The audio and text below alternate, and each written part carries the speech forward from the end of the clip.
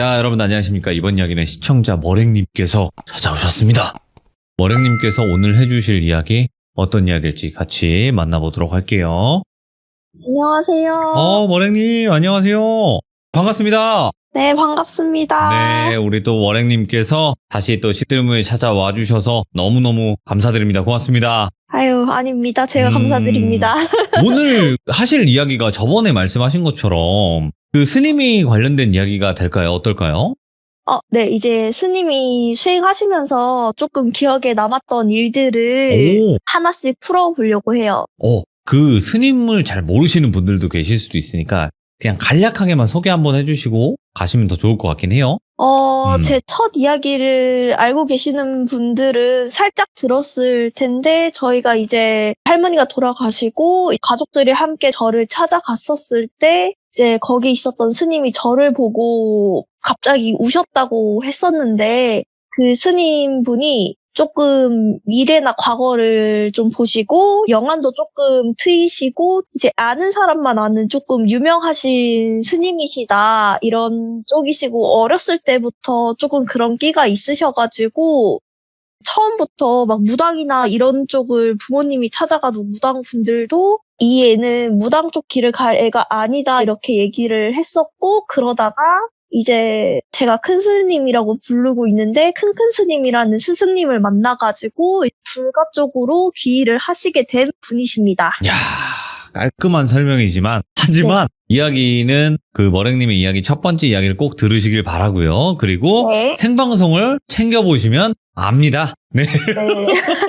제 거는 네. 생방송으로 많이 올라와져 있어가지고 알겠습니다. 자, 그러면 네. 자 오늘 머랭님의 이야기 출발해보도록 하겠습니다. 렛츠가!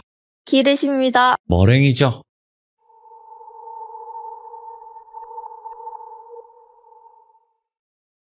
일단 제가 이제 스님을 큰 스님이라고 얘기하고 이제 스승님을 큰큰 스님이라고 얘기를 일단 할게요. 큰 스님과 큰큰 스님. 예, 그렇게 할게요. 일단은. 네, 제가 이게 너무 익숙해가지고 계속 말이 그렇게 나와가지고 네, 일단은 큰 스님이 이제 큰큰 스님을 만나면서 거기 용땡사라는 그 절에 들어가서 수행을 하게 됐는데 네. 이제 거기에 있으면서 찾아오는 사람들 고민이나 회개를 하시려는 그런 분들 있잖아요. 그런 분들 고민도 들어주시고 게다가 큰 스님은 영안도 있으시고 과거나 미래도 살짝 보시면서 그런 사람들을 봐주면서 수행을 하셨대요. 그러니까 이 사람이 반성을 하러 와가지고 진짜 반성을 하는지 과거에 어떤 나쁜 짓을 저질렀는지 약간 기운을 보고 아시는 거죠.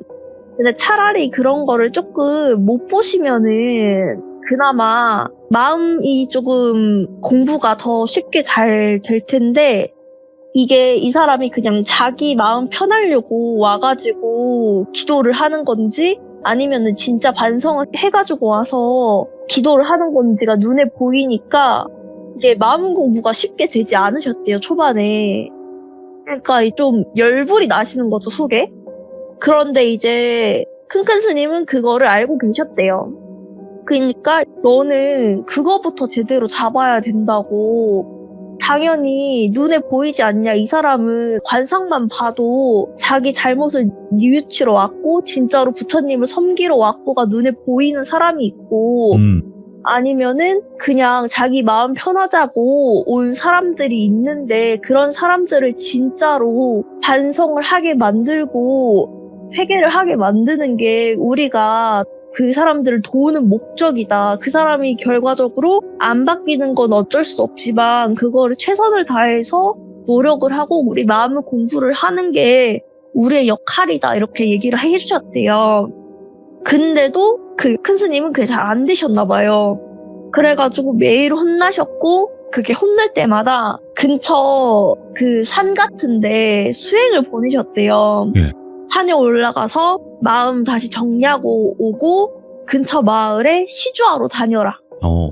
왜냐면 이게 시주하는 것 자체가 약간 그것도 마음 공부의 하나이기도 하고 그 시주를 받음으로써 그 사람들이 자신의 죄를 약간 씻는 의미도 있대요. 아, 예. 네, 그 사람들한테 시주를 받는 것 자체가 그 사람들의 약간 마음의 죄를 덜어주는 의미가 있다고 하더라고요. 저도 처음 들었는데 그러시더라고요. 그래가지고 어느 날 또 마음 수련을 산에서 하고 근처 마을에 시주를 하러 다니셨대요. 근데 이제 거기서도 무슨 일 있는 사람들을 조금 가벼운 사람들 있잖아요. 가벼운 사람들을 가끔씩 봐주고는 했는데 어느 날처럼 이제 돌고 있다가 정말 기운이 안 좋은 집이 있었대요. 스님이 봤을 때는 너무 큰 업보고 굉장히 나쁜 업이어가지고 도와주기 싫어서 그냥 지나치려 했다는 거예요. 근데 어떻게 알았는지 거기 집 안에서 한 50대 부부 정도 되시는 분들이 쌀을 들고 나와서 그냥 시주를 하려고 하셨나 봐요. 이제 한 바퀴 돌고 있으니까 멀리서 그 목탁 소리 들리니까 그냥 시주하려는 마음에 나오셨는데 그 50대 부부분들이 되게 좀 초췌하고 좀 힘들어 보이시긴 했는데 큰 스님은 별로 안 받고 싶으셔가지고 안 좋은 기운이 잔뜩 서렸고 이제 얼굴 자체도 우중충하고 너무 안 좋으니까 그냥 받기 싫다 이렇게 대놓고 말하신 거예요. 그러니까 그 50대 부부는 당연히 당황스럽죠. 시주를 하러 나왔는데 스님이 받지를 않겠다고 얘기를 하시니까 그래가지고 아니 왜 그러시냐 저희 그냥 시주하러 나왔다 뭐 바라는 거 없다 그냥 이거 가져가셔라 이렇게 얘기를 했는데 이제 큰 스님은 어차피 받아봤자 이때까지 받았던 시주한 사람들한테도 안 좋은 영향 갈 것 같고 이거 받으면은 괜히 그 안 좋은 엄마 자기한테 더 쌓여가지고 신경 쓸 것 같으니까 그냥 안 받고 가겠다 이렇게 한 거예요. 큰 스님이 되게 성격이 대쪽 같으시거든요. 지금도 가끔 좀 그런 쪽에선 고집이 살짝 나오실 때가 있기는 해요. 너무 안 좋은 사람이면은. 근데 그때는 어리셨으니까 그런 게 더 세셨던 거예요. 예. 그러니까 갑자기 50대 부부분들이 아무 말도 안 했는데 깜짝 놀라면서 거의 매달리다시피 자기 아들 한 번만 봐달라고 했다는 거예요. 어? 이제 기운을 보니까 큰 스님이 보기에는 100% 50대 부부의 잘못은 아니었대요. 네. 그냥 50대 부부한테는 묻어만 있는데 진짜 안 좋은 기운이었고 그 아들 본인이 잘못해서 생긴 일인데 참견하고 싶지 않아서 그냥 계속 거절을 했대요. 근데 갑자기 머릿속에 확 하고 그때 큰큰 스님이 예전에 했던 말씀이 떠오르셨대요. 아직 네가 수행이 부족해가지고 네가 보는 것만큼의 소화할 수 있는 마음의 넓이를 갖추지를 못했다고. 이제 우리의 인연이 시작된 것도 너의 마음 수행을 시켜서 너의 능력만큼 수행할 수 있는 넓이를 넓혀서 죄를 지은 사람들이 반성하고 뉘우칠 수 있도록 도울 수 있게 하라는 부처님의 뜻으로 우리의 인연을 맺어준 거다. 그러니까 외면하지 말아라. 이런 말이 갑자기 떠오르셨대요. 뭐 텔레파시를 받은 것 마냥. 그래가지고 큰 스님도 거기서 놀래서 돌아가시려다가 멈칫하시고 조금 반성을 하셨대요. 네. 안 그래도 마음 수행 못했다고 혼나가지고 산 올라와서 기도하고 시주받고 있었는데 또 이런 거 보고 내가 또 내 마음 가는 대로 돌아서려고 했구나. 이렇게 또 반성을 하고 내 또 좁은 마음으로 이제 뉘우칠 수도 있을 수 있는 사람을 내 힘으로 도와줄 수도 있는 사람을 지나칠 뻔했구나 하면서 그 50대 부부한테 합장하면서 고개 숙여서 죄송하다 하셨대요. 근데 그 기운이 너무 안 좋아가지고 자신이 도움이 될지는 모른다. 하지만 아드님의 상태를 보고 기도해줄 수 있으니 한번 보자 해가지고 아들을 보러 들어가시긴 했대요. 그때 말했듯이 스님은 이제 영안이 트였고 기도를 해줄 수는 있지만 퇴치는 못하신다고 했잖아요. 그래가지고 일단 집 마당으로 들어갔는데 들어가자마자 진짜 너무 스산하고 기분 나쁜 느낌이랑 악취까지 엄청 나셨대요. 그래가지고 와 이거는 진짜 심상치가 않다. 이거는 내가 진짜로 기도를 해준다고 해서 나아질 수 있을까라는 생각을 엄청 많이 하셨대요. 그래도 일단 들어왔으니 사람은 보고 가자 이런 생각으로 기운이 제일 안 좋은 쪽으로 그냥 다가갔대요. 그러니까 이제 50대 부부가 뒤따라 들어오면서 거기가 아들 방이다 이러면서 놀랬다는 거예요. 그래서 안에서 이제 귀기라고 해야 되나? 그 기운이 엄청나게 느껴졌고, 이 스님이 자기 어렸을 적 포함 이때까지 일하면서 수행을 하면서 느꼈던 귀신 기운 중에 제일 나쁜 기운이었대요. 그래가지고 큰 스님도 긴장을 하고 방문을 두드렸는데 안에서 인기척은 들리는데 문은 안 열고 부시럭거리는 소리만 들리더니 한참 뒤에서야 문이 끽 하고 열린 거예요. 그래서 문을 열려서 봤더니 아들이 이제 보이자마자 큰 스님이 뒤로 한 걸음 물러서셨대요. 일단 겉모습 자체도 정상적인 사람이라기엔 옷도 엉망진창으로 해지고 머리도 헝클어져 있고 눈 밑도 움푹 파여가지고 다크서클도 엄청 진하고 일단 약간 눈빛이 흐리멍텅한 게 정상적으로 보이지는 않았대요. 그리고 또 다른 이유 하나는 그 완전 새빨간 눈에 피눈물 흘리는 여자랑 형태도 제대로 안 갖춰진 핏덩어리처럼 생긴 영이 그 남자 어깨에 엎여 있었대요. 같이. 그러니까 이제 아들을 보고 영을 보자마자 상황 파악이 바로 되신 거예요. 큰 스님은. 그걸 보자마자 아 진짜 그냥 가버릴 걸 이러면서 화가 올라오셨대요. 자기도 모르게.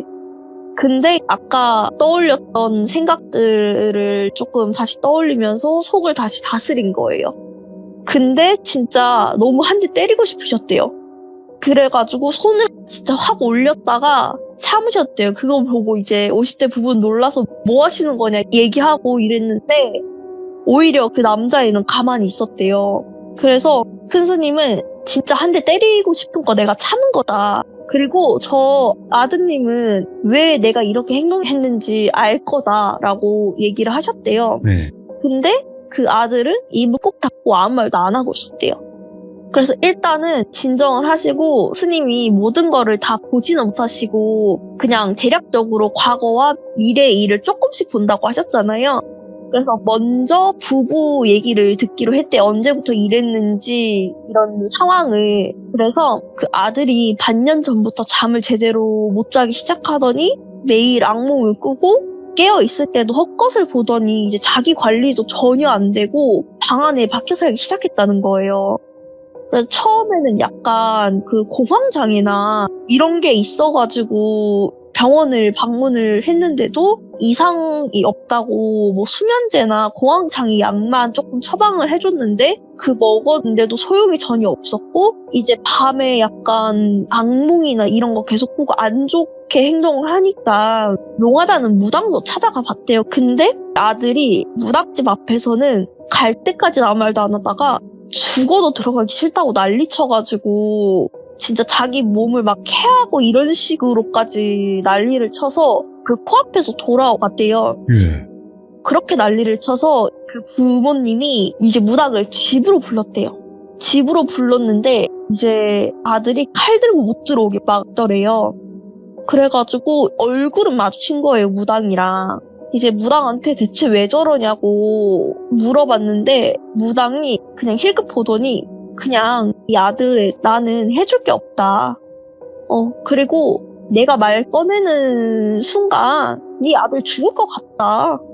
그래가지고 그냥 혀를 차고 돌아갔다는 거예요. 그 뒤로 애 상태는 계속 점점 나빠지고 왔다가 무당들이 다 그냥 혀만 차고 계속 돌아갔다는 거예요.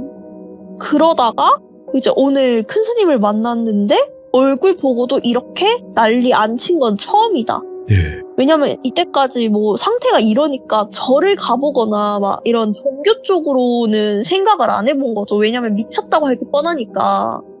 그래가지고 이제 무당들을 못 들어오게 했는데 스님은 뭔가 보시고 아시는 것 같은데 왜 들어오게 허락한지는 잘 모르겠다고 하신 거죠.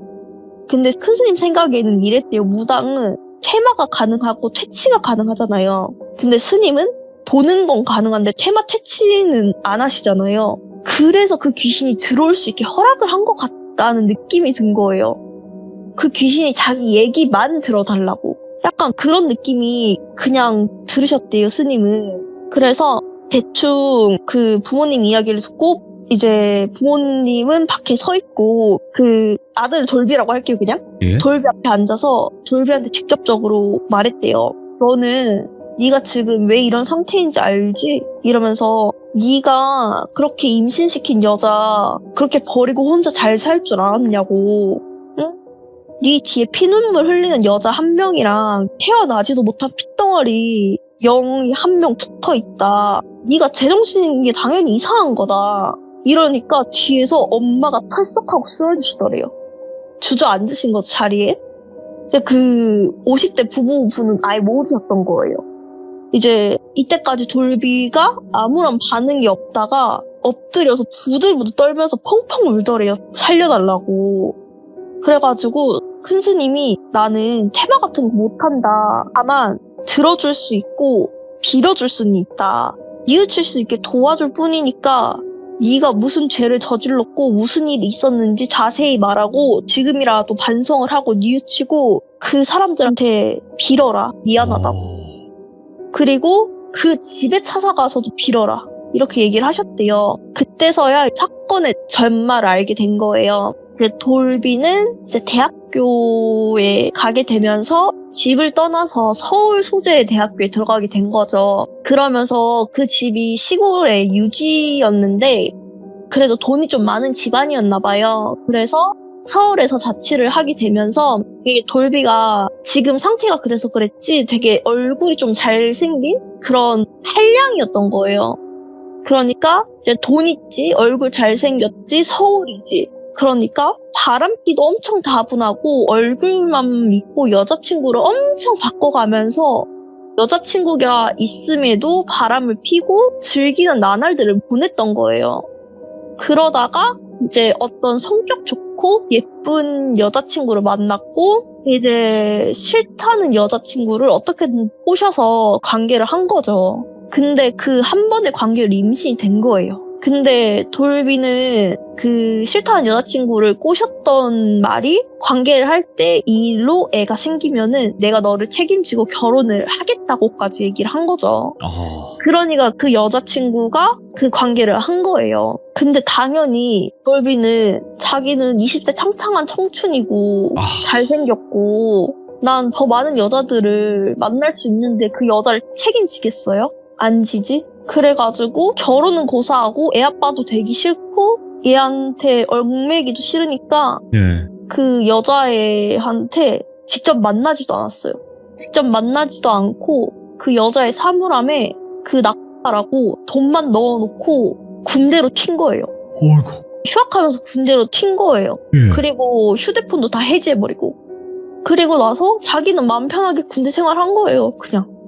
게다가 걔는 돈도 많고 이러니까 부모님이 막 돈도 계속 넣어주지 이래가지고 거기서 좀 예쁨 받았나 봐요. 그래서 좀 꿀 같은 생활을 한 거죠. 꿀 같은 생활을 하면서 이제 끝나고 다시 돌아올 때가 되니까 살짝 걱정이 든 거예요. 같은 학교였잖아. CC였잖아요. 혹시 그 여자애가 다 소문내고 다닌 건 아니겠지라는 생각이 들었는데 제대하고 이제 휴학하고 들어와서 제 모자 쓰고 다니면서 슬쩍 소문들을 들어봤는데 자기 소문이 아무것도 안 난 거예요. 그래서 다시 자기는 그 꿀 같은 생활을 시작한 거죠. 바람기 있는 생활을. 근데 궁금하잖아요. 그 여자 어떻게 됐는지, 애는 지었는지, 어떻게 됐는지. 근데 알고 보니까 그 여자애가 극단적인 선택을 했다는 소문을 들은 거예요. 근데 돌비는 그 소문을 듣고 내 소문은 안 돌아서 다행이다. 이런 생각을 한 거예요. 진짜 쓰레기인 거죠. 네. 반성 따위는 안 하고 그냥 똑같이 여자들 받고 만나면서 그런 라이프를 즐겼대요. 그러다 어느 날 점점 악몽을 꾸기 시작한 거죠. 근데 그 악몽을 꾸기 시작한 그 계기가 자기 소문이 같이 안 돌아서 다행이다라고 생각한 이유래요. 솔직히 그 전부터 그 여자 귀신이 찾아올 법도 한데 그때까지도 안 찾아오다가 그 악몽을 꾸게 된 계기가 그런 생각을 했었을 때라고 하더라고요. 그 악몽이 처음에는 여자가 피가 똑똑 떨어지는 덩어리 같은 걸 들고 자신을 노려보는 악몽부터 꾸기 시작하더니 이제는 매일 그 덩어리 같은 게 입도 없는데 덩어리 같은 게 애기 우는 것 같은 소리를 내고 이제 깨어있는 상태에서 애기 우는 환청도 듣고 이제 여자들을 만나서 관계를 하려고 하면 갑자기 죽은 그 여자애랑 겹쳐 보이고 그런 생활이 반복되니까 학교를 휴학을 하고 본가로 돌아왔대요. 그러다가 지금 현 상황이 됐다고 하더라고요. 이 얘기가 끝났을 때 이제 돌비 아버지는 너무 화가 나가지고 아들 주먹으로 진짜 쥐어 팬 거예요. 제 어머니는 주저앉아서 하염없이 울고 스님은 말리진 않았대요. 내가 때리고 싶었는데 속 시원하다 이 생각하고 계셨대요. 그래서 아버지가 진짜 한참을 쥐어 팼대요. 다행히 그 부부분들은 그런 쪽으로 굉장히 정직하시고 정신이 똑바로 박히신 분들이셨던 거죠. 그러면서 스님은 눈물이 조금 두루루 흐르기 시작했대요. 그 귀신이랑 공명이 되면서. 그러면서 빛도 보지 못한 채 엄마의 한에 휩쓸려가지고 같이 이승도 못 떠나게 된 그 아기를 위해서 기도를 하셨대요. 그때 이제 그 영들이 큰 스님이 느끼기에는 아까와는 다른 눈물을 흘리는 게 느껴졌대요. 피눈물인데 이제 좀 그때는 완전 원한에 찬 피눈물이었는데 지금은 약간 좀 뭔가 슬픈 피눈물 같은 느낌이 들으셨대요. 그래서 이제 스님이 울면서 기도하고 있었을 때 돌비의 아버지가 한바탕 메타작이 끝나고 그 아버님이 큰 스님 앞에 무릎 꿇고 앉아서 고개를 숙이고 감사 인사를 하셨대요. 네.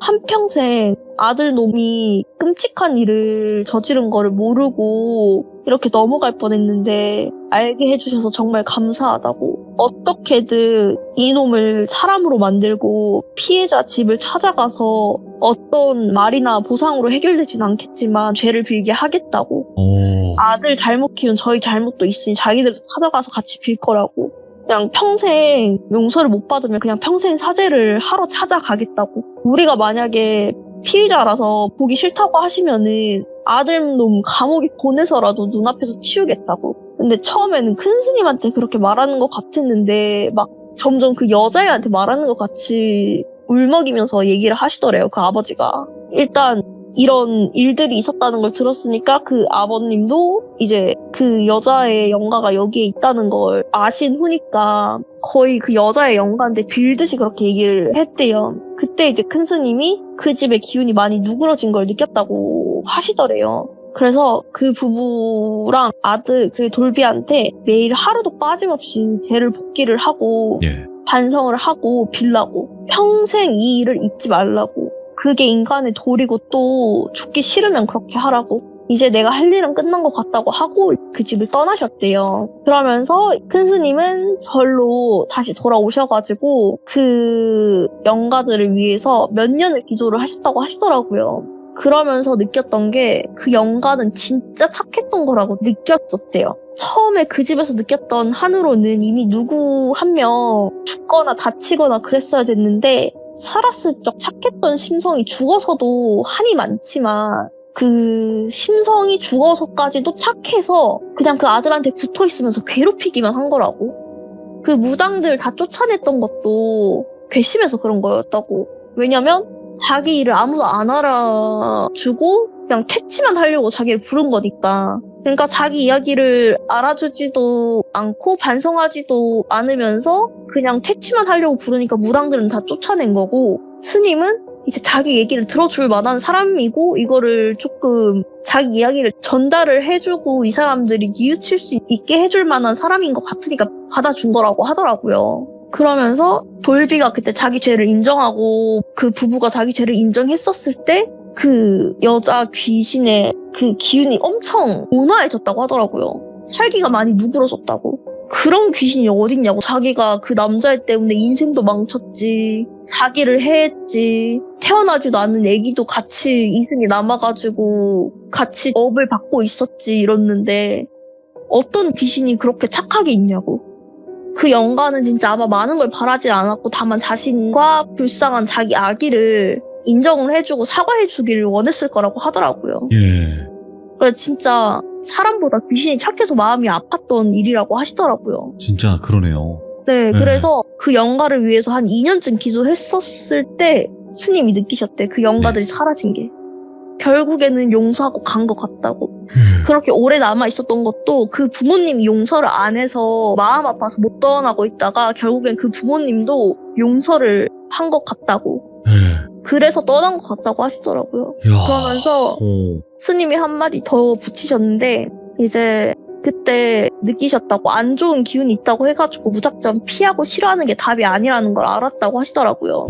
네. 이게 사람한테 안 좋은 기운이 있다고 해가지고 이게 해결해 주는 게 그 사람을 위해서 해결해 주는 게 아니라 귀신을 위해서도 해결해 줄 수 있는 일이 있구나를 느끼셨다고 하더라고요. 그럴 수 있어요. 예. 네, 이런 이야기였습니다.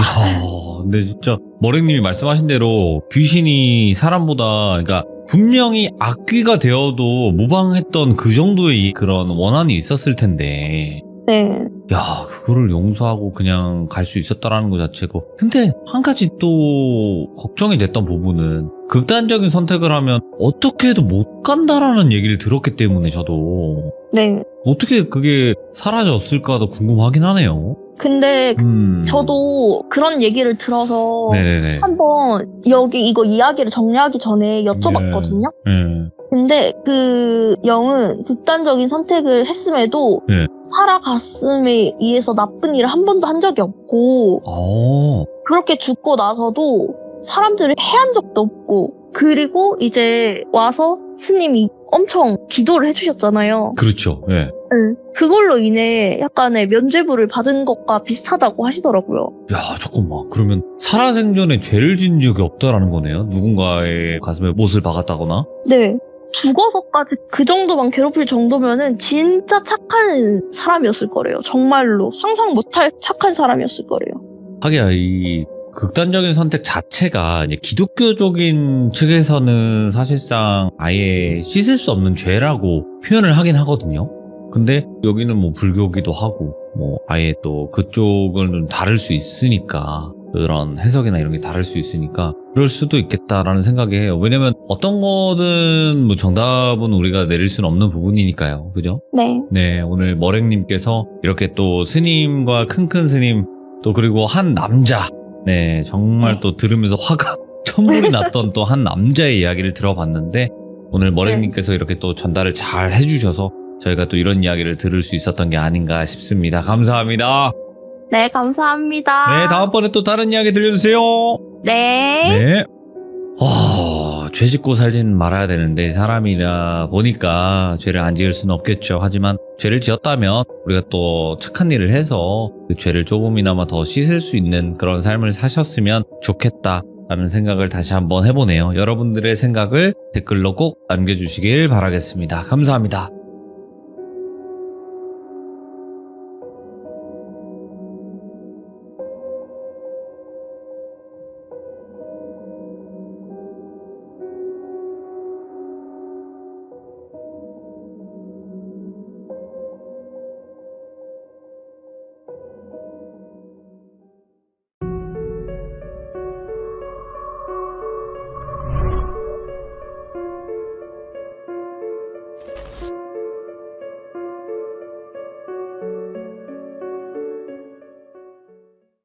자, 이번 이야기는 시청자 공주아빠님께서 찾아와 주셨습니다. 오늘 공주아빠님의 이야기도 현실 공포 이야기가 될 것 같습니다. 빠르게 만나보도록 할게요. 반갑습니다. 공주아빠님 안녕하세요. 네, 안녕하십니까. 오늘 해주실 이야기, 사람이 무서운 이야기가 될 것 같은데요. 준비해주신 이야기 바로 시작해주시면 됩니다. 네.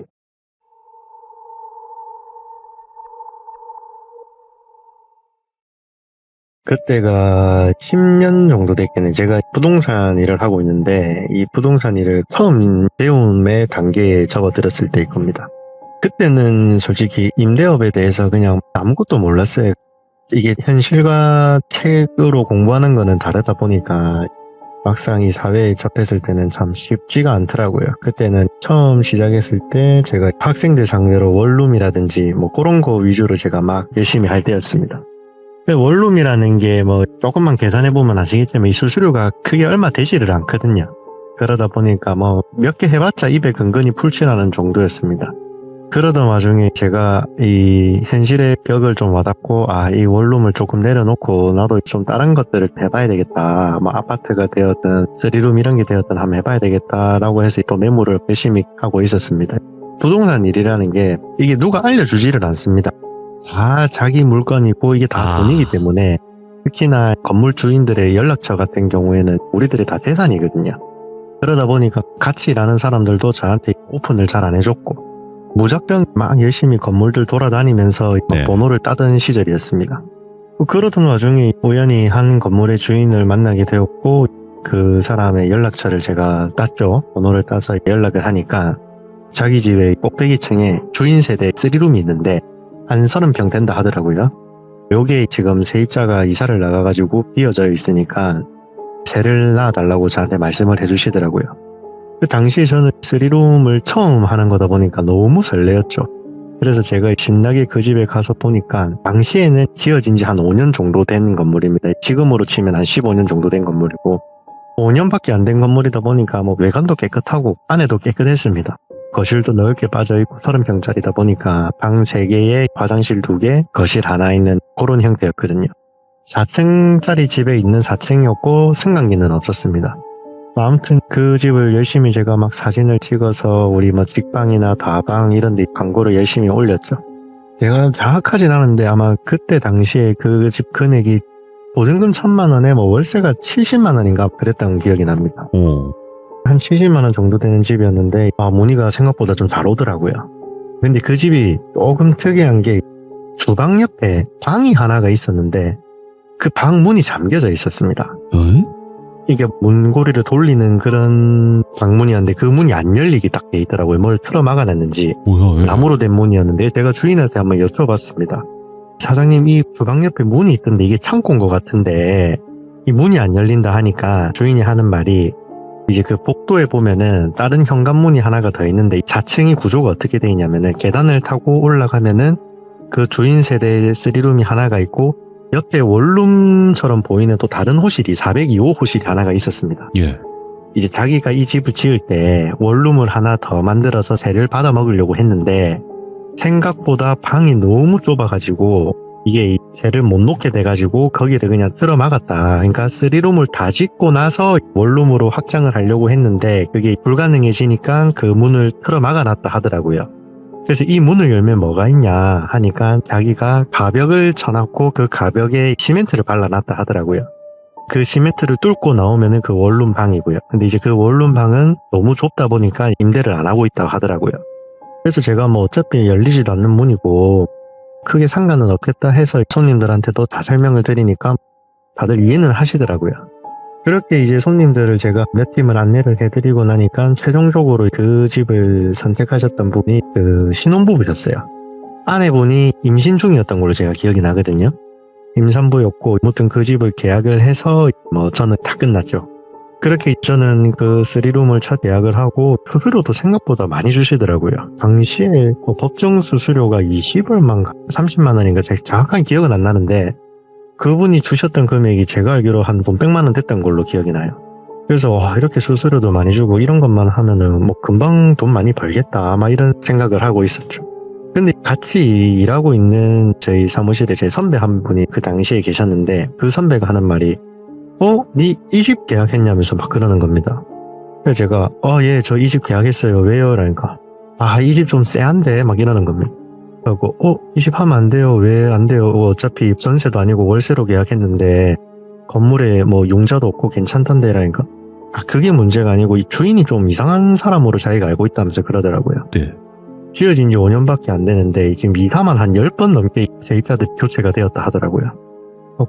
그런가 싶어가지고 뭐 문제되면은 뭐 일단은 어쨌든 간에 제가 책임하에 도와주면 되니까 일단은 모르겠다. 저는 그때는 그렇게 넘겼던 시절이었습니다. 그러고 시간이 좀 제법 흘러가지고 아마 한 2주, 3주 정도 지났을 때 그 계약했던 분의 아내분, 임신을 하고 계시던 그 아내분이 전화가 오시더라고요, 저한테.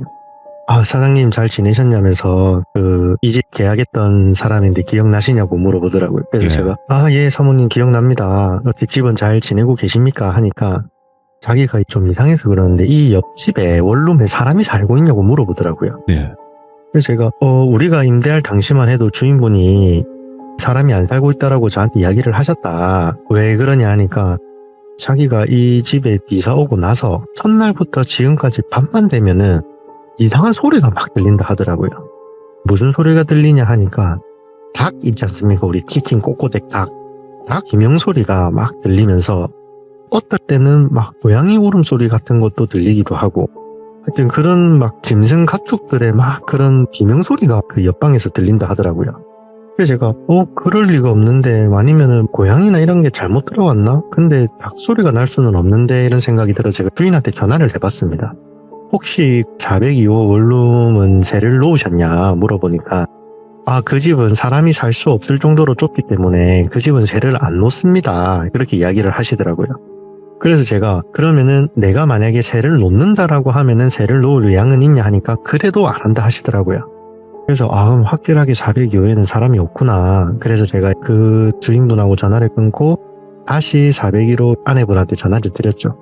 전화를 드려서 제가 설명을 하니까 말이 안 된다 하더라고요. 3주 동안 단 하루도 빠짐없이 밤만 되면은 동물들 울음소리에 그리고 누군가가 아주머니 목소리로 추정되는 어떤 여성분이 막 중얼중얼 대는 소리도 들린다고 주방 쪽에서 이게 그 402호에 사람이 없으면 날 수가 없는 소리 같다. 그래서 제가 혹시나 해서 3층에서 나는 소리가 4층으로 올라오는 게 아니냐. 그래서 제가 일단 주인분께 한 번 더 여쭤보겠다. 그러고 제가 그분 전화를 끊었습니다. 끊고 제가 그날 주인분께 다시 이러이러한 일들이 있다는데 혹시 아시는 게 있냐 하니까 그 주인분은 세입자가 예민하다. 우리 집은 다 조용한 사람들만 사는데 임신해서 예민한 거 아니냐 막 그런 식으로 이야기를 하더라고요. 그때 제가 이상함을 좀 눈치를 챘어야 됐는데 그런가 보다 하고 전화를 끊었습니다. 전화를 끊고 그 세입자분께는 별도의 연락을 제가 드리지는 않았죠. 그렇게 시간이 또 지나가지고 한 2, 3주 정도 지났던 것 같습니다. 이제는 세입자 아내분의 남편분이 전화가 오시더라고요. 우리 이거 방 뺄 거다. 이 집에서 못 산다. 그리고 이거 우리 당신한테 이거 중개 수수료 주고 집을 계약했으니까 당신이 책임지고 다른 집을 구해주던가 해라. 엄청 공격적으로 저한테 막 말씀을 하시더라고요. 그래서 제가 일단은 또 도대체 무슨 일이냐 물어보니까 자기 와이프가 했던 이야기를 그대로 하더라고요.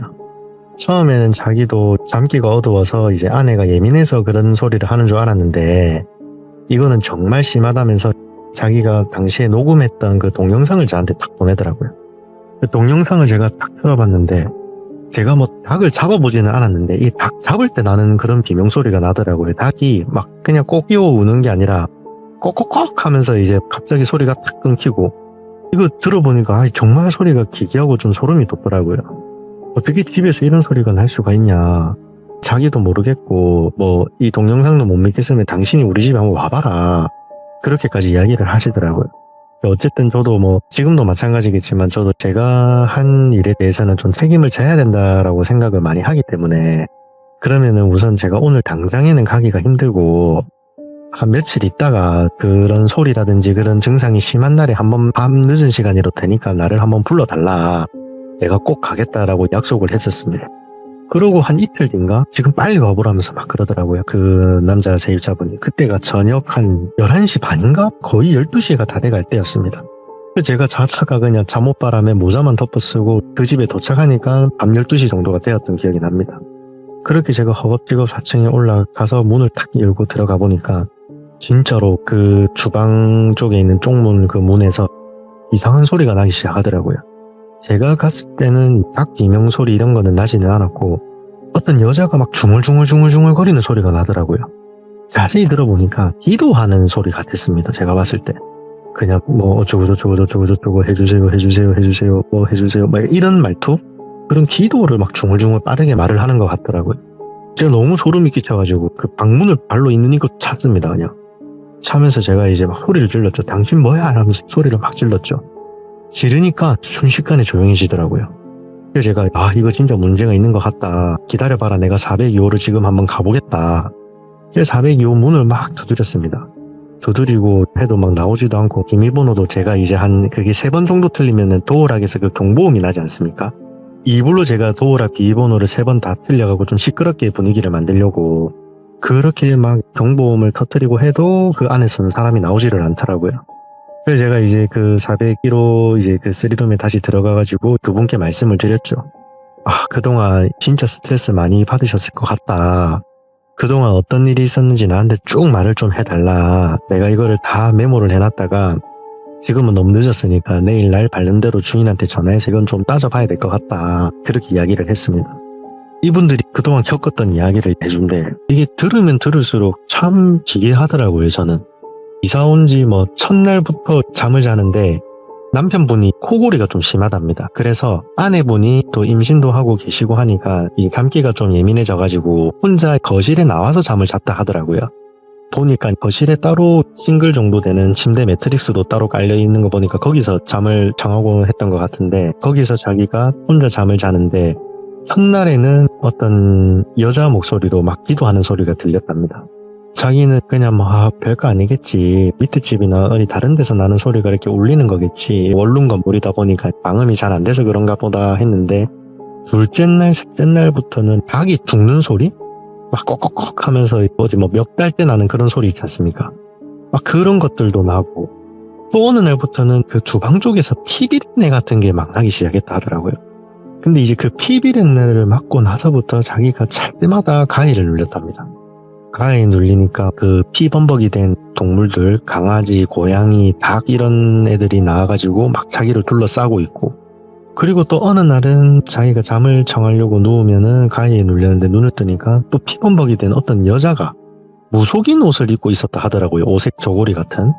그런 무속인 옷을 입은 여자가 피범벅이 된 채 자기를 또 내려다보고 있고 가위에서 깨서 눈을 뜨면은 그 옆방에서 또 궁시렁궁시렁 되는 소리가 나고 있고 그렇게 자기가 한 달 이상을 사니까 자기가 진짜 지금 유산할 것 같다고 너무 무섭고 힘들다고 그런 이야기를 하더라고요.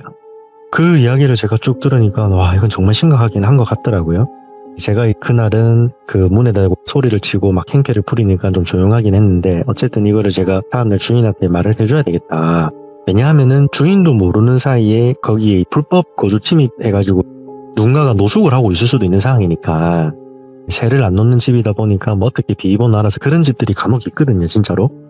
그럴 수도 있겠다 싶어가지고 제가 다음날 아침 7시인가 8시쯤에 바로 주인한테 전화를 걸었었습니다. 주인한테 걸어서 어제 내 눈으로도 봤고 내 귀로도 들었다. 옆방에 뭐 있는 것 같으니까 문 땁시다. 문을 열어서 사장님께서 직접 확인을 하시든 아니면은 저한테 비번호 알려주시면 제가 가서 확인을 하겠다. 그렇게 이야기를 하니까 그분이 하는 말이 왜 아무도 없는데 왜 그렇게 난리냐면서 저한테 역정을 내시더라고요. 그 주인분이. 주인분이 아주머니셨는데 나이가 한 50대 후반 정도 되셨던 기억이 나거든요. 제가. 아무도 없다니까 왜 자꾸 당신은 또 나서가지고 막 이렇게 하냐.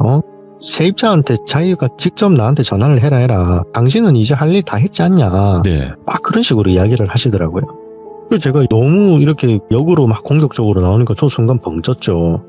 제가 일단은 전화를 끊었습니다. 끊고 사무실에 같이 일하는 선배한테 물어보니까 이 사람이 이 집에서 이런 일들이 있었고 이 사람이 나한테 이런 행동을 하는데 혹시 형 아는 거 있어요? 물어보니까 자기도 그 집은 새를 안 낳아봤답니다. 새를 안 낳아봤는데 소문이 하여튼 좀 안 좋다라고 하더라고요. 주인 성격도 좀 이상해가지고 세입자들이 자주 교체가 되고 인근에 있는 부동산들이 그 집은 웬만하면 거래를 안 한다 하더라고요. 금액도 좋고 전세도 아니어서 괜찮긴 한데 그래도 잘 안 한다 하더라고요. 그래서 제가 내가 넣으면 안 되는 집에 넣은 것 같은데 이거 어떡하지 하면서 일단은 기존 세입자분들을 만나 뵙고 이야기를 좀 드렸습니다. 지금 집주인이 저하고 소통이 좀 잘 안 된다. 그래서 일단은 혹시 여윳돈이 조금 있으시면은 잠깐 일단 우리가 먼저 다른 집을 좀 알아보고 이사를 가시는 게 어떻겠냐.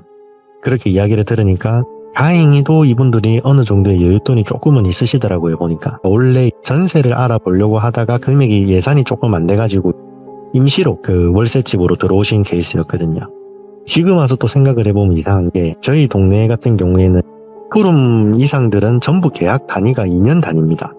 기본이 2년 계약인데 이 집주인은 당시에 저한테 그 계약을 할 때 몇 개월짜리 계약이요라고 물어봤거든요. 내가 부동산 일을 10년을 하면서 이런 3룸 집주인들이 저한테 몇 개월 계약을 하냐고 물어본 적은 단 한 번도 없었거든요. 예. 근데 이 집주인은 처음부터 저한테 몇 개월 계약이냐고 물어봤고 저는 당연히 아무것도 모르니까 2년 계약이죠 당연히 그렇게 이야기를 했었거든요. 집주인도 제가 돌이켜서 생각을 해보면은 금방 나갈 걸 알고 있었던 거죠. 그렇게 그분들한테 제가 뭐 수수료라든지 이런 거는 안 받고 우선 급하게 다른 3룸 월세집으로 제가 옮겨다 드렸습니다. 옮겨다 드리고 그 401호의 비밀번호는 제가 알고 있으니까, 왜냐면은 일단 지금 계약 기간이 남아있는 상태다 보니까 이 보증금이 이 집에 묶여있지 않습니까? 하루라도 빨리 뭐 다음 세입자를 넣든 아니면 보증금을 돌려받아야 되는데 그렇지 못하는 경우면은 매달 월세가 보증금에서 차감이 되잖아요. 그러니까 저는 어떻게든 간에 이 일을 좀 해결해 보려고 그 401호에서 이사를 나가신 다음 날부터 해가지고 제가 2, 3일 정도를 그 집에서 자야 되겠다라고 생각을 하고 저희 집에 있는 뭐 이불이라든지 베개 이런 거를 두고 그 집으로 올라갔습니다. 그때가 여름이었던 걸로 기억나는데 에어컨하고 다 철거해가지고 집이 정말 찜통 같았거든요.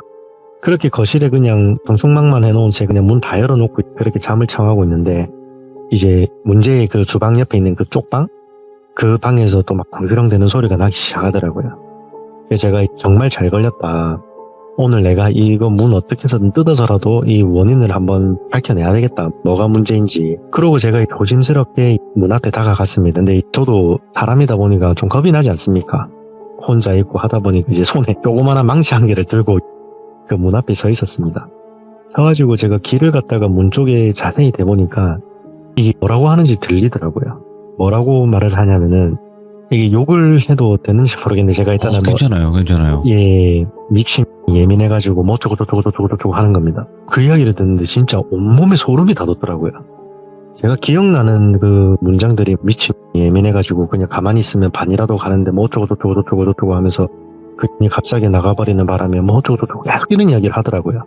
제가 그 이야기를 듣다가 여기 진짜 문제가 있는 사람이 있다, 위험한 뭔가가 있다라고 생각을 하고 제가 문을 뜯기 시작했습니다. 문을 제가 막 강제로 덜커덕거리면서 뭐 저도 욕을 했죠.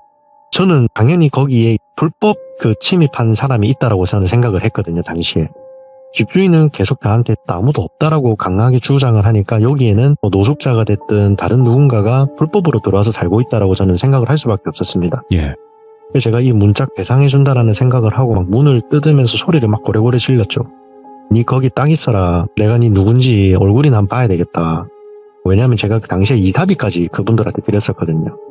내가 니 때문에 뭐 얼마를 갖다가 지금 토해내고 있는데 딱 거기 있어라 하면서 막 문을 뚫고 망치로 문고리를 깨고 이렇게 했는데 문을 탁 열었습니다. 제가 열었는데 아직도 소름이 돋는데 문을 열었는데 그 가벽이 있다고 했지 않았습니까? 주인이? 맞아요. 예.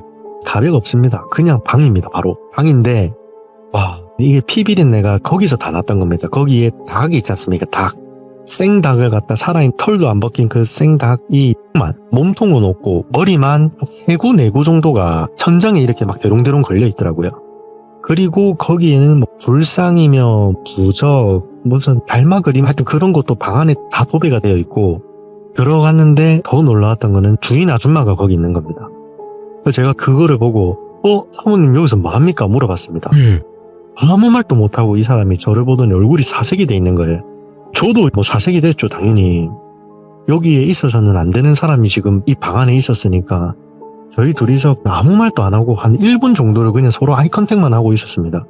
그때 제가 최대한 빨리 정신을 차리고, 왜냐면 제가 손에 그 망치가 있었으니까 이 자칫 잘못하면은 또 이상한 오해가 생기겠다 싶어서 그 망치를 이 거실 쪽으로 휙 하고 던졌습니다. 주방 쪽으로. 던지고 제가 먼저 말을 꺼냈죠. 여기서 지금 뭐 하시냐? 이거 다 뭐냐? 지금 여기 있는 막 짐승 희명, 이게 벽에 막 부적이랑 틱자국이랑 도배가 돼 있었거든요, 그냥. 그 주인 아주머니 손에도 닭핀지 무슨 핀지 모르겠는데 양손에도 피로 다 범벅이 되어 있었어요. 그분이 흰 색깔 무슨 블라우스 같은 하여튼 그런 거를 입고 계셨는데 옷에도 전부 그 핏자국이었고요. 제가 이 뭐 하는 거냐? 나 일단 지금 경찰에 신고를 해야 될 것 같다. 어떻게 지금 사람이 살고 있는 방에서 지금 이렇게 몰래 방을 하나 만들어오고 이런 짓을 할 수가 있냐. 이거는 내를 갖다가 이해를 시키지 않는 이상 나는 바로 이거는 지금 신고를 하겠다, 이 자리에서. 그러니까 이분이 아무 말도 못하고 그냥 막 사색이 된 채 저를 쳐다만 보고 있더라고요. 그래서 제가 하실 말씀 없으면은 경찰에 신고하고 여기 살고 있던 세입자분께 다 자초지종내 다 설명을 드릴 거다. 그렇게 알고 계셔라. 나도 뒷일은 이제 모르겠다라고 하고 제가 이제 112에 신고를 하려고 휴대폰을 딱 꺼내 들었습니다. 휴대폰을 꺼내니까 그제서야 이 아주머니가 제 손을 막 잡으면서 형각 잠깐만 내 이야기 좀 들어달라면서 막 그러는 겁니다. 그러니까 제가 이제 무슨 이야기 더 드릴 게 뭐가 있냐. 지금 이 방은 누가 봐도 문제가 있는 방 아니냐.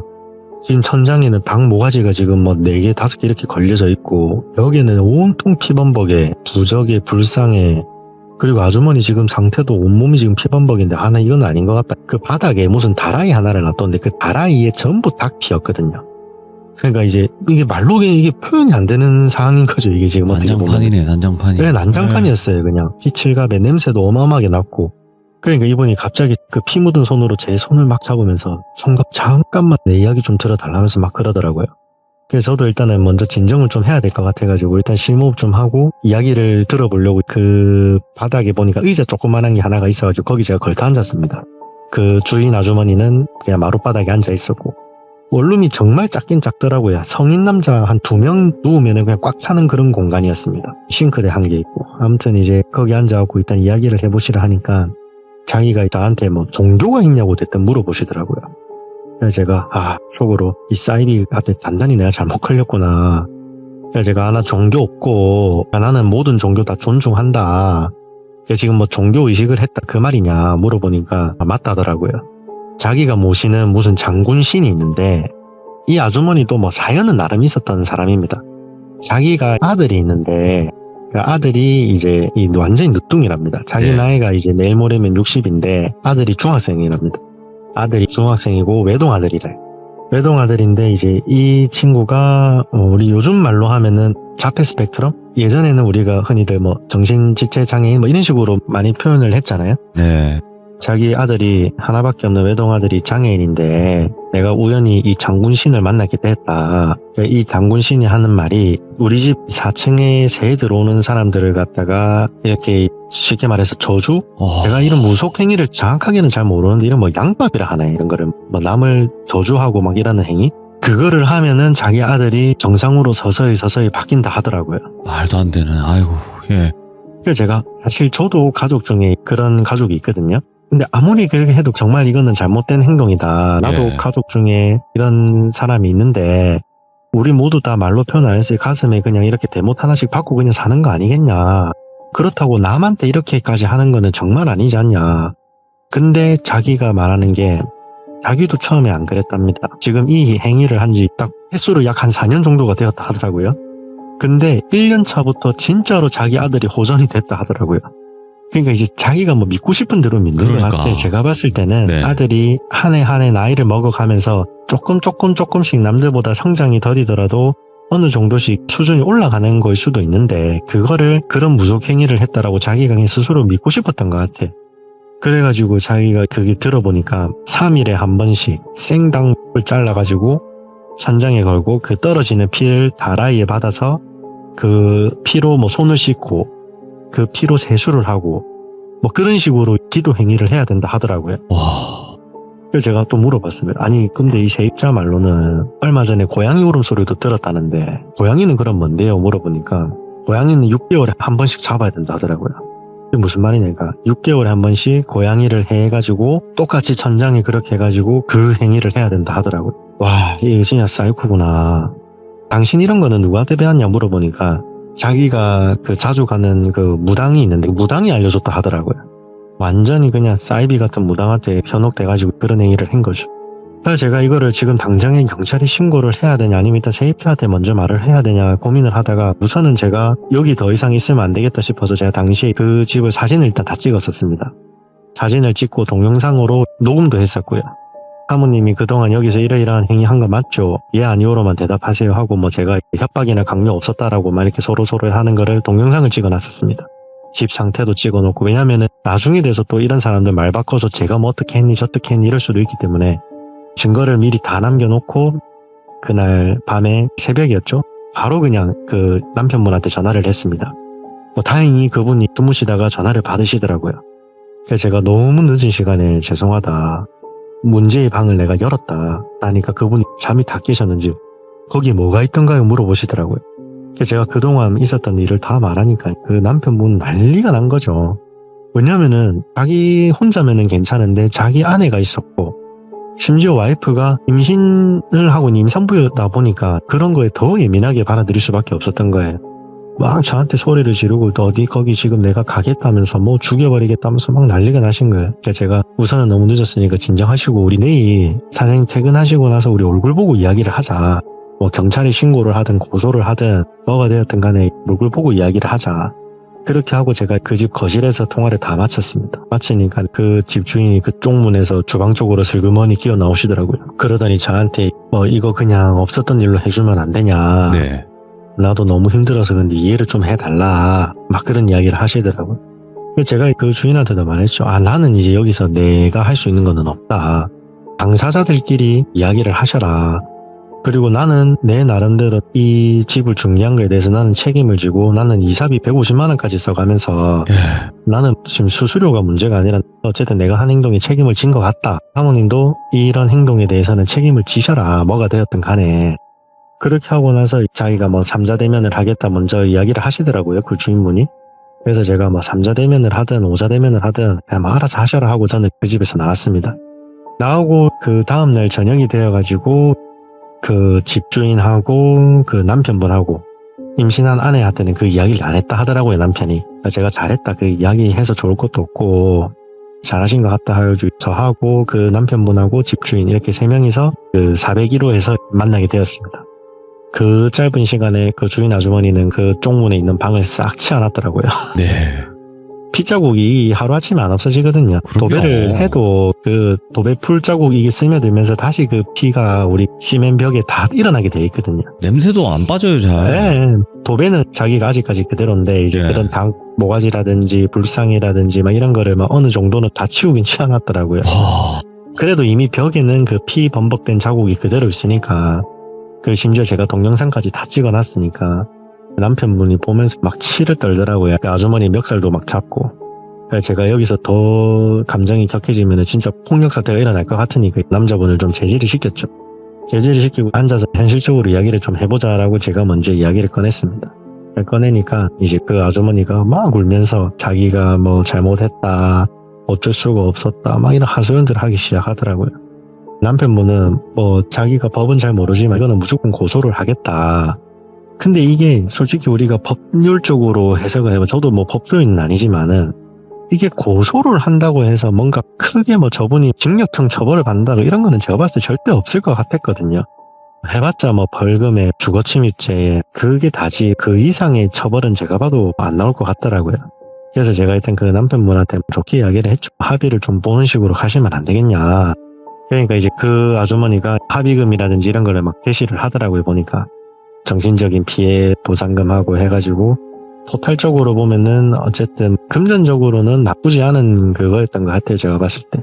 그렇게 해가지고 일단 뭐 합의금은 어느 정도 받고 그 남편분도 이 일에 대해서는 더 이상 뭐 왈가왈부 안 하는 걸로 하고, 그리고 저 같은 경우에는 솔직하게 말했습니다. 일단은 나 인근에 있는 부동산들한테 이 집에 대해서 다 이야기를 할 거고 난 내가 만나는 손님들한테도 이 집에 대해서 이야기를 다 할 거다. 그거는 당신이 감안해라니까. 네. 거기다 대고 또 노발대발 하더라고요. 그러면은 당신은 지금 하는 말이 여기서 제3의 4의 피해자를 또 낳겠다라는 말 아니냐. 그러니까 저한테 또 하는 말이 삼촌도 내가 합의금 줄 테니까 삼촌도 모르는 척 하면 안 되냐 이런 이야기를 하더라고요. 그래가지고 그 이야기를 옆에서 그 남편분이 듣더니 어이가 없었는지 자기가 합의금 받은 걸로 저한테 그 이사비 지원해 주셨던 걸 다시 돌려주겠다 하시더라고요. 그래서 제가 일단은 그러면 알았다 하고 그분한테는 나는 당신하고 합의금 받을 생각이 이제 일치 없다. 나는 이사비 받았으니까 나는 여기서 끝난 거다. 나는 내대로 이제 이 집에 대해서는 흉흉한 소문을 만들어낼 거다. 그거는 당신이 알아서 감당해라. 어차피 내 핸드폰에는 뭐 사진이 됐든 동영상이 됐든 녹취록이 됐든 다 남아있으니까 당신이 그냥 나은 업보라고 생각하고 살자. 우리 그리고 앞으로 마주치지 맙시다라고 이제 헤어졌죠. 헤어졌는데 제가 한 달 있었나?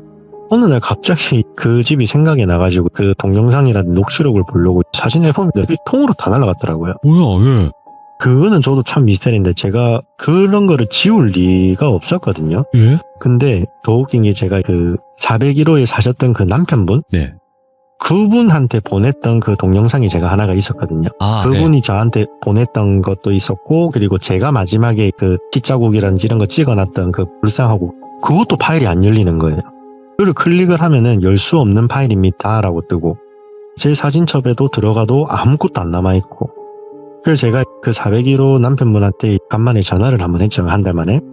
전화를 해서 사장님 잘 지내셨냐 하면서 안부 인사 묻고, 그분도 저에 대해서는 어쨌든 신뢰도가 많이 올라간 상태였거든요. 왜냐하면 저는 끝까지 제가 한 거에 대해서 책임을 지려고 했고 그렇게까지 나서서 했기 때문에 저를 되게 좋아해 주시더라고요. 그래서 뭐 잘 지내셨냐면서 어쩐 일이시냐면서 막 그러길래 서로 안부 인사하다가 제가 물어봤습니다. 혹시 제가 예전에 그 문자로 보내드린 그 파일이 있으시냐, 저장을 하셨냐 그때 하니까 저장을 했다 하더라고요.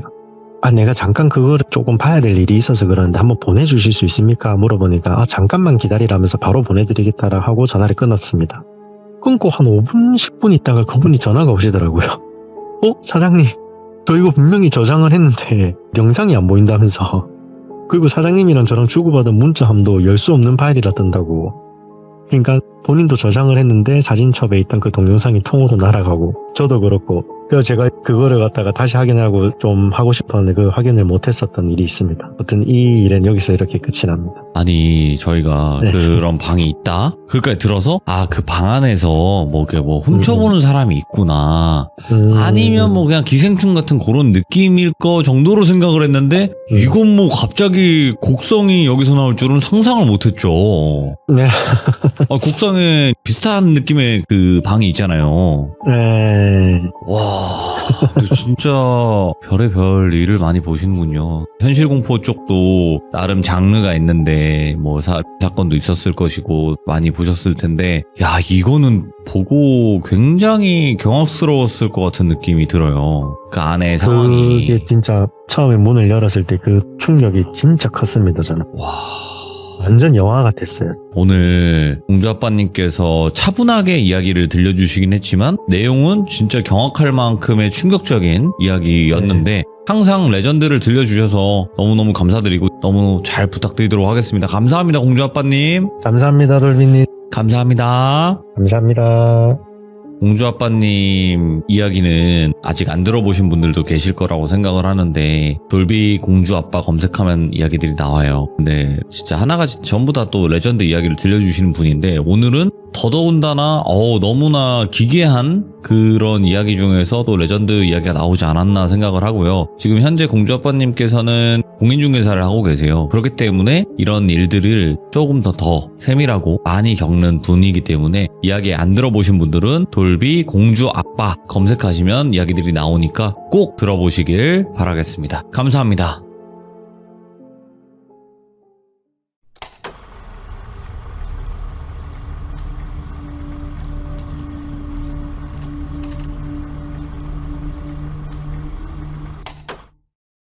자, 이번 이야기는 시청자 공주아빠님께서 시들무에 찾아와 주셨습니다. 공주아빠님, 어떤 이야기를 들고 오셨을까요? 만나보도록 할게요. 안녕하십니까. 공주아빠님, 반갑습니다. 네, 안녕하세요. 오늘 공주아빠님께서 이렇게 또 시간 내주셔서 다시 한번 감사드리고요. 자, 그러면 감사합니다. 오늘 공주아빠님의 이야기 빠르게 출발을 해보도록 하겠습니다. 렛츠고! 길이십니다. 공주아빠예요.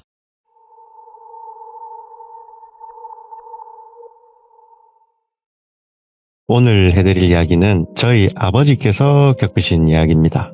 이 이야기는 지금으로부터 약 한 17, 8년 전, 상당히 좀 오래된 이야기인데, 저도 그렇고 저희 아버지도 그렇고 저희의 삶에 굉장히 좀 임팩트가 큰 사건이어가지고 한번 이야기를 해드리고자 합니다. 당시에 저희 아버지는 뭐 지금도 마찬가지지만 부산에 조그만한 소규모 공장을 하나 운영을 하고 계십니다. 당시에 저희 아버지 밑에서 일하시던 삼촌 한 분이 계셨는데, 어린 제가 그 삼촌을 부를 때 제가 항상 리니지 삼촌이라고 불렀던 기억이 납니다. 왜 리니지 삼촌이었냐면은, 당시에 이 리니지라는 그 온라인 게임이 상당히 유행이었는데, 이분이 이제 퇴근을 하시면은 늘 그 게임을 해가지고 다음날 아침에 지각을 좀 하시고, 그래가지고 저희 아버지도 그렇고 저도 그렇고 리니지 삼촌이라고 많이 불렀던 기억이 납니다. 근데 이 리니지 삼촌이라는 분은, 이름을 제가 철수라고 칭할 건데, 이 철수 삼촌은 키가 한 175인데 몸무게가 약 100kg 정도인데, 이게 이제 뚱뚱한 100kg가 아니라 정말 건장하고 떡 벌어진 100kg 있지 않습니까? 딱 그런 체구였습니다. 그래서 힘이 완전 장사형 체형 그런 분이었는데, 그 당시만 해도 저희 아버지도 한 덩치 하시고 힘을 좀 꽤나 쓰시는 분이었는데, 저희 아버지도 저분이 힘쓰는 걸 보면은 손을 막 절레절레 흔들 정도로 웬만한 성인 남성 한 3, 4명분을 혼자서 다 해결하는 약간 그런 분이었습니다. 그러다 보니까 이 삼촌이 뭐 지각을 하고 뭐 늦게 하고 이런다 해도 뭐라 말을 못 하는 거예요. 뭐 일을 시작했다 하면은 30분도 안 돼서 혼자서 막 한 트럭 끝내고 이렇게 하다 보니까, 무튼 저희 아버지는 그러다 일을 잘하다 보니까 이 리니지 삼촌을 특히나 이뻐하셨고요. 그렇게 저희 아버지께서 이 삼촌을 이뻐하다 보니까 이 철수라는 사람도 저희 아버지를 친형님처럼 여기고 많이 따랐던 기억이 납니다. 그렇게 그분하고 저희 아버지하고 같이 합을 맞춘 지 약 한 3년 정도가 되었었다 하더라고요. 네. 여전히 그분은 우람한 체격에 뭐 힘도 계속 잘 쓰고 있었고, 그런데 어느 날 아무 이유도 없고 사건 사고도 없는데 이분이 혈색이 좀 많이 안 좋아 보였다 하더라고요, 저희 아버지가. 그래서 저희 아버지께서 그 리니지 삼촌을 보더니, 야 철수야, 니 어제 밤새 게임했냐, 왜 이렇게 얼굴이 어둡고 좀 애가 행해 보이냐 하니까 그 삼촌이 하는 말이, 아 형님 저 이제 리니지 안 합니다. 게임 안 합니다 형님. 제가 네. 그냥 몸이 조금 안 좋아서 그런 것 같습니다 라고 이야기를 했답니다. 아 그래? 야 님 금단 증상도 아니고 무슨 게임 접었다고 막 얼굴이 이래 반쪽이 되냐면서 저희 아버지가 막 웃었다 하시더라고요. 그렇게 첫날은 아무렇지도 않게 두 분이서 일을 다 마무리를 하고 퇴근을 했답니다. 그렇게 이제 또 다음 날이 되었죠. 다음 날이 되었는데 이 철수 삼촌이 얼굴이 더 안 좋아졌다 하더라고요. 불과 이틀 만에 이 철수 삼촌이 얼굴이 쏙쏙쏙쏙 빠지는 게 눈에 보였답니다. 그래서 야 철수야 니 아무래도 몸이 많이 안 좋은 것 같은데 병원을 한번 가봐야 되는 거 아니냐, 그렇게 이야기를 하니까 이 철수 삼촌이 하는 말이, 아 형님 아닙니다. 야, 제가 잠을 좀 설쳐서 그런 것 같으니까 너무 신경 쓰지 마십시오, 이렇게 또 이야기를 했답니다. 그렇게 또 3일째 4일째 거의 한 일주일 정도가 흘렀을 때 한눈에 봐도 이 철수라는 사람의 몸이 말이 아니다라는 게 아버지가 느껴졌다 하더라고요.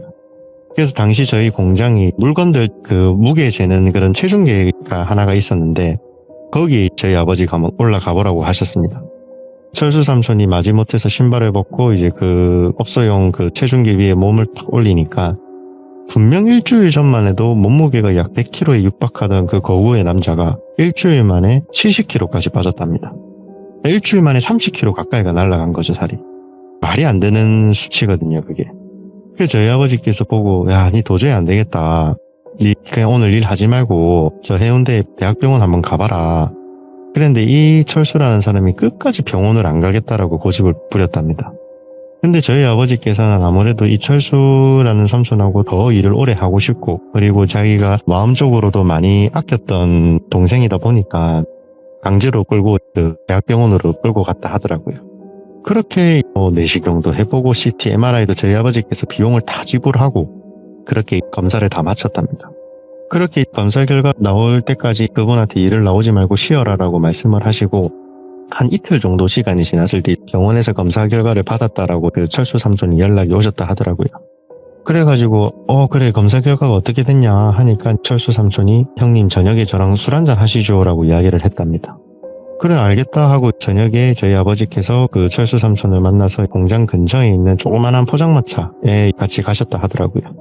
같이 가서 그래 검사 결과가 어떻게 됐냐, 몸이 많이 안 좋다냐 하니까 자기가 그 검사 결과지를 보여주면서 아무 문제 없답니다 형님, 걱정하지 마십시오 라고 이야기를 했답니다. 야 이 사람아, 어떻게 사람이 일주일 만에 보름도 안 됐는데 살이 이렇게 쏙쏙 빠지는데 이게 어떻게 아무 일도 아니냐, 네. 너 진짜 괜찮은 거 맞냐. 근데 이 철수라는 사람이 살이 빠지는 거는 둘째치고 하는 행동이 점점 이상해졌다 하더라고요. 일을 하는데 계속 혼잣말을 하고 허공에 대고 막 중얼중얼 뭐 씌인 사람들처럼. 저희 아버지께서는 약간 얘가 정신병이 걸렸나 이런 생각을 좀 많이 했다 하시더라고요. 그때는 막 조현병이라는 이런 용어가 나타나기 좀 전이어가지고, 보통 이제 저희 아버지께서는 그런 이야기를 함부로 하기가 조금 꺼리니까 계속 정신과 이런 데도 한번 가보는 게 어떻겠냐, 그런 데 가는 게 부끄러운 게 아닌데 이런 식으로 돌려서 이렇게 막 권유를 했다 하시더라고요. 근데 본인이 끝까지 괜찮다 하고 내일부터 또 정상적으로 출근을 하겠다고 하니까 저희 아버지께서는 알았다라고 하셨답니다. 그렇게 두 분이서 간단하게 반주식으로 술을 한 잔 드시고 다음 날이 되었죠. 그렇게 다음 날이 되었는데 저희 아버지께서 막 물건을 트럭에다가 싣고 있는데 그 철수라는 삼촌이 네. 물건을 싣는데 몸이 이제 예전 같지가 않은 거죠.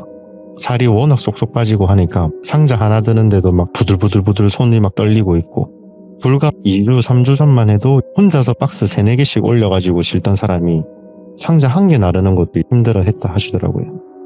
그래서 저희 아버지께서는 그 철수 삼촌을 보면서 얘를 일을 시켜야 되나 말아야 되나 하는데 갑자기 철수 삼촌이 상자를 탁 던지더니 저희 아버지를 보더니 막 욕짓거리를 하기 시작했답니다. 어이구, 왜?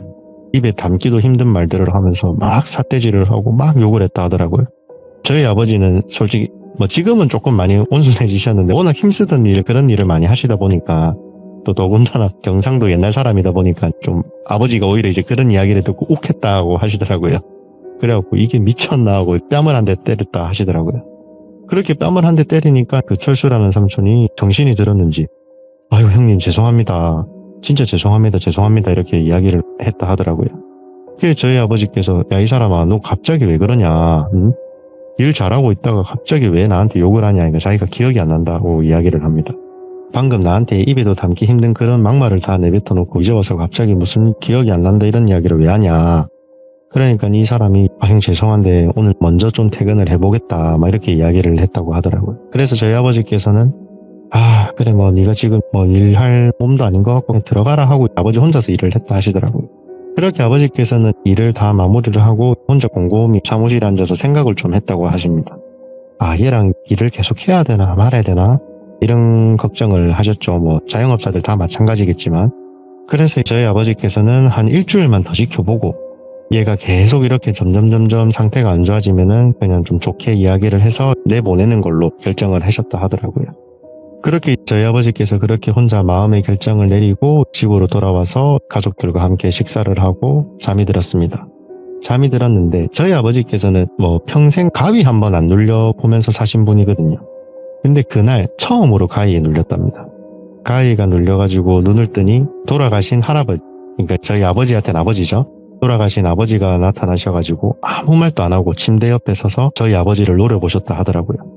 저희 아버지께서는 할아버지를 보면서 아버지 여기 어떻게 오셨습니까? 아버지 돌아가셨잖아요. 이런 이야기를 했답니다. 근데 할아버지께서는 물은 대꾸도 안 하시고 그냥 가만히 저희 아버지만 보셨다 하더라고요. 그렇게 가위에 깼답니다. 이제 가위에 깨고 새벽 일찍 사무실로 출근을 해서 그 철수 삼촌을 만났는데 갑자기 철수 삼촌이 저희 아버지를 보시더니 형님 혹시 뭐 지난밤에 꿈자리 좀 안 좋았습니까? 이런 이야기를 대뜸 했다고 하시더라고요.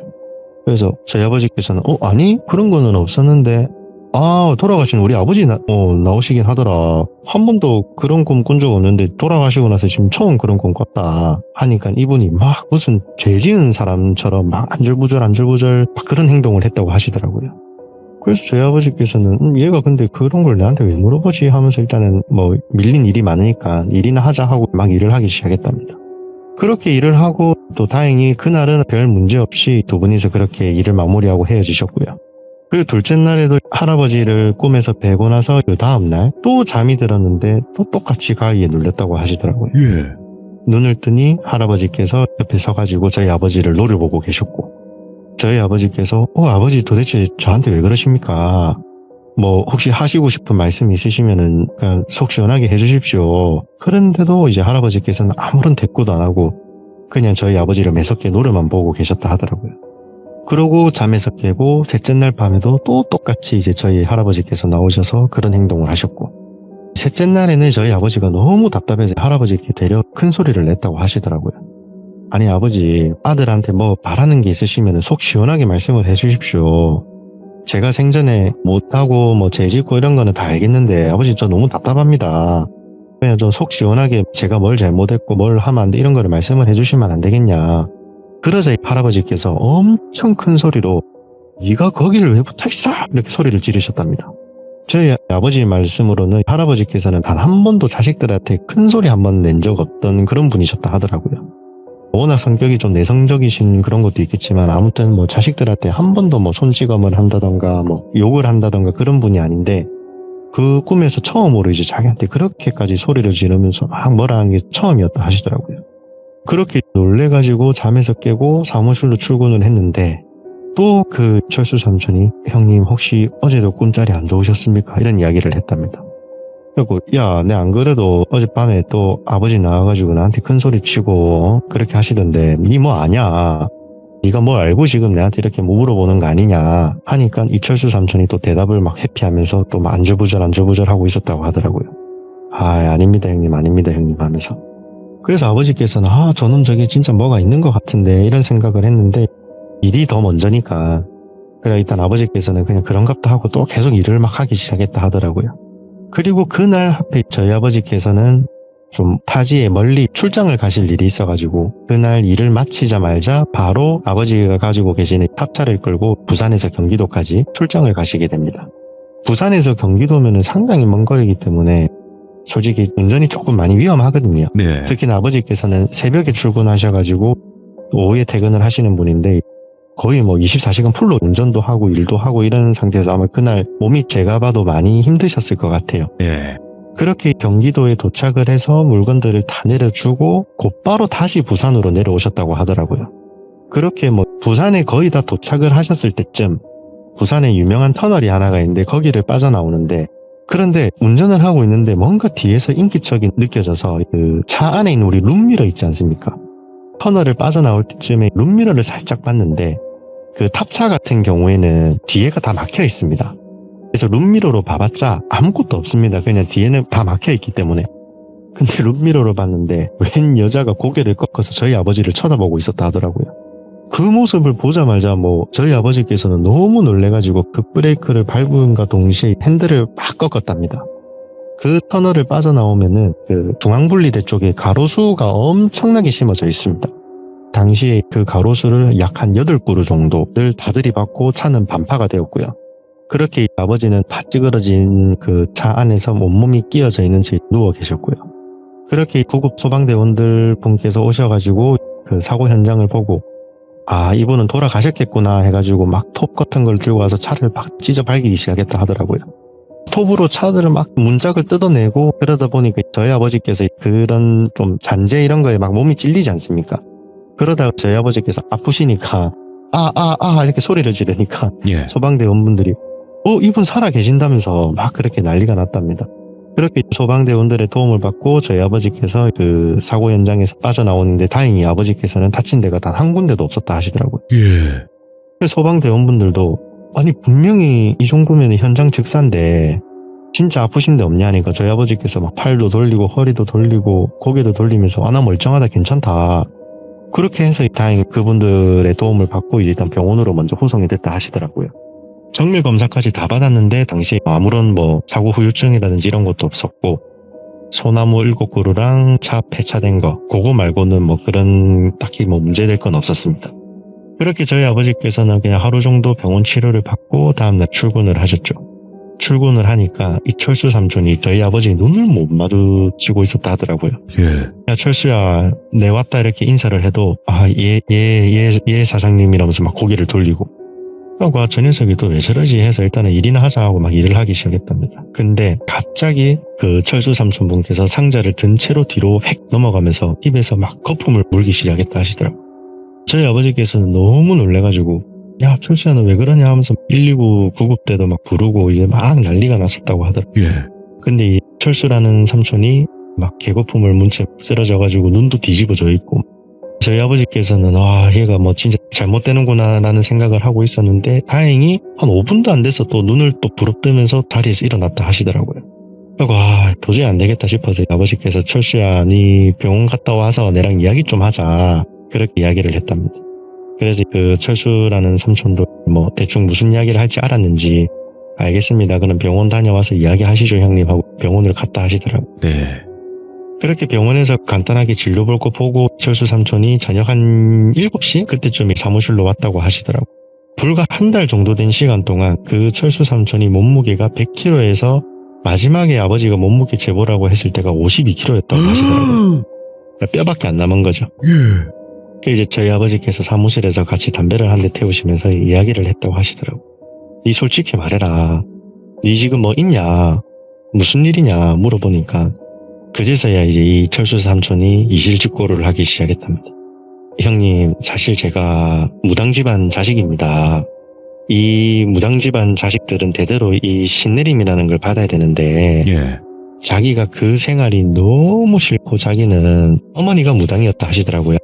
외할머니도 그렇고 자기는 외할머니라든지 엄마가 이 무속인이라는 게 자기는 너무 부끄럽고 어디 가서 막 말도 못할 정도로 자기는 너무 싫었다고 하더라고요. 예. 근데 어머니께서 돌아가시고 딱 1년이 되었는데 그 신병이 이제 자기한테 오기 시작했다 하더라고요. 자기는 계속 거부를 하고 있으니까 몸도 이렇게 되고, 솔직히 자기 옆에 있는 신이 자기를 안 받으면은 주위 사람들을 괴롭힌다라고 자기한테 협박까지 했었답니다. 네. 그래가지고 이 이야기를 갖다가 이제 저희 아버지한테 해드려야 될 것 같은데, 또 이야기를 하면은 더 못살게 군다라고 또 협박을 하시니까 차마 또 이야기를 못했답니다. 근데 천만다행인 게 저희 아버지 저한테는 할아버지죠. 그 할아버지가 어느 날부터 저희 아버지 곁에 서 있었다라고 하시더라고요. 서가지고 자기 아들을 지켜주고 계셨던 거죠. 그래서 차 사고가 났을 때도 저희 할아버지께서 저희 아버지를 지켜주셔가지고 별 탈 없이 무사히 현장에서 나올 수 있었다고 하더라고요. 저희 아버지는 완전 무교신자시기 때문에 그런 이야기를 아예 안 믿는데, 이게 눈으로 보이니까 멀쩡했던 100kg의 건장한 남성이 50kg까지 살이 한 달 만에 빠지는 걸 보니까 믿을 수밖에 없었다라고 하시더라고요. 그래서 저희 아버지께서 그래 철수야, 너 어떻게 할 거냐, 내가 네 말 다 믿어줄 테니까 네 원망도 안 하고 네 신이라는 그 사람 그것도 나는 뭐 다 존중해 줄게, 원망도 안 하고 네 이제 어떻게 할 거냐 물어보니까 더 이상은 안 될 것 같아, 자기는 신내림을 받으러 가야 될 것 같다라고 이야기를 했답니다. 그래 알겠다, 그러면은 니 내일까지 나오지 말고 니 일한 거는 내가 다 급여는 다 쏴줄게, 여기까지 하고 그 신내림인지 치료인지 그 잘 받으러 가라라고 하고 헤어졌다라고 하시더라고. 그렇게 한 달 정도 지났을 때 그 철수 삼촌이 저희 아버지께 연락이 왔다 하시더라고. 형님, 저 철수입니다. 그래 철수야, 뭐 어떻게 그 치료는 잘 받았냐 하니까 자기가 저희 아버지 공장 바로 옆에 자기 신당이 있다고 한번 오라고 하셨답니다. 저희 아버지께서 오랜만에 철수도 한번 볼 겸 그 신당으로 찾아갔다고 하시고요. 갔는데 불과 딱 한 달이 지났답니다. 한 달 만에 그 50kg의 빼빼 말랐던 그 철수 삼촌이 예전에 그 100kg의 모습으로 다시 불어났다 하시더라고요. 그래서 그거를 보시고 저희 아버지께서 아니 한 달 만에 어떻게 사람이 50kg가 붙을 수가 있냐, 그것도 살이 찐 게 아니라 예전에 건장하던 모습으로. 그러니까 이제 그 철수 삼촌이 하는 말이 그게 다 신병 때문이라고, 신내리면 받으면 다 끝날 문제인데 자기가 계속 거부를 해서 그런 거라고, 그 사고 나게 해드려서 너무 죄송하다고 막 이렇게 사죄를 했다고 하시더라고요. 그래가지고 저희 아버지께서는 막 그냥 그런 일인갑다 하고 그 철수 삼촌이랑 오랜만에 보고 헤어졌다고 하시고요. 그래서 이제 저희 아버지께서 그날 집에 오셔가지고 가족들한테 이 이야기를 해주셨습니다. 이런 일이 있었고 직원놈이 하루아침에 이렇게 신내림을 받고 하니까 참 신기하더라.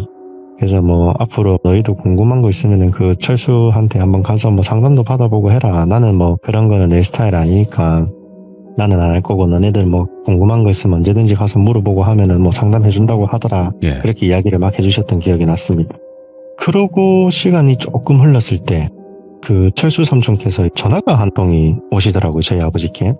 그날이 저희 할아버지 산소에 가는 날이었는데 갑자기 대뜸 그 철수 삼촌이 가족들이 저희 다 차를 타고 가고 있는데 전화가 오셔서 하는 말이 형님 혹시 지금 그 아버님 뵈러 가냐고 이렇게 대뜸 소화기로 그렇게 이야기를 하시더라고요. 그래서 저희 아버지께서 이제 차 안에서 맞다, 니 어떻게 알았냐, 형님 절대 가지 마십시오 이런 이야기를 했습니다.